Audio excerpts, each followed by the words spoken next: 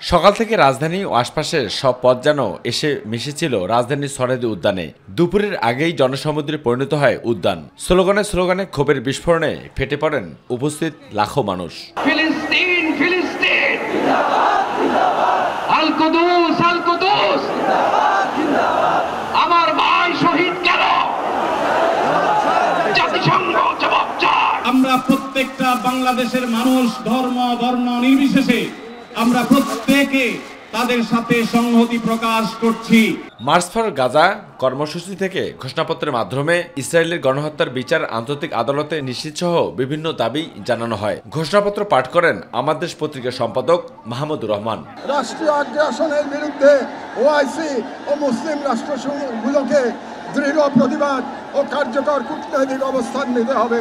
ফিলিস্তিন কেবল একটি ভূখণ্ড নয়, এটি মুসলিম উম্মার আত্মপরিচয়ের অংশ এবং গাজা এখন কেবল একটি যুদ্ধ বিধ্বস্ত শহর নয়, এটি আমাদের সম্মিলিত ব্যর্থতার বেদনাদায়ক প্রতিচ্ছবি। আর যদি এক ফোঁটা রক্তক্ষরণ হয় তাহলে মুসলিম জাতি কখনোই মেনে নেবে না বলে জানান আগতরা। কি অবস্থা বাংলাদেশের, সবাই এখন দেখতেছে বাংলাদেশে কি অবস্থা ফিলিস্তিনের জন্য।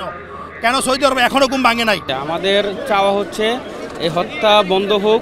সবাইকে ঝাঁপিয়ে পড়ে এই গাজাবাসীর এবং সমগ্র মুসলিম বিশ্বে এক হয়ে এই গাজাবাসীর পক্ষে জিহাদ করা। ফিলিস্তিনের স্বাধীনতা ও শান্তি কামনায় মার্চ ফর গাজা কর্মসূচিতে বিশেষ মোনাজাত করা হয়। মোনাজাতে অংশ নেওয়া লাখো মানুষের চোখে ছিল বেদনার করুণ অশ্রু। ইসরায়েলি বাহিনীর অব্যাহত হামলা, শিশু নারীদের মৃত্যু, ধ্বংসস্তূপে পরিণত হওয়া গাজা উপত্যকার করুণ বাস্তবতার হৃদয় নিয়ে মানুষ প্রার্থনা করেন শান্তির জন্য।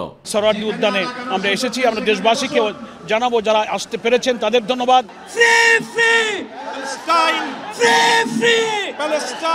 আর এই কর্মসূচিতে বিএনপি, জামায়াতে ইসলামী, জাতীয় নাগরিক পার্টি এনসিপি, হেফাজত ইসলাম সহ বিভিন্ন রাজনৈতিক দলের নেতা, বিভিন্ন সংগঠন, ইসলামিক বক্তা ও বিভিন্ন শ্রেণী পেশার গুরুত্বপূর্ণ ব্যক্তিরা মার্চ ফর গাজা শীর্ষক এই কর্মসূচিতে অংশ নেয়।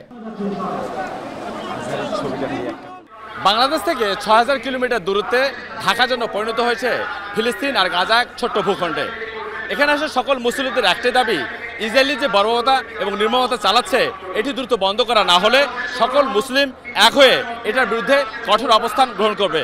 পাশাপাশি ওআইসি এবং জাতিসংঘের সহায়তা কামনা করেছেন এখানে আসা মুসল্লিরা। সরাইদি উদ্যান থেকে আবু সাইদ অপু, মাই টিভি, ঢাকা।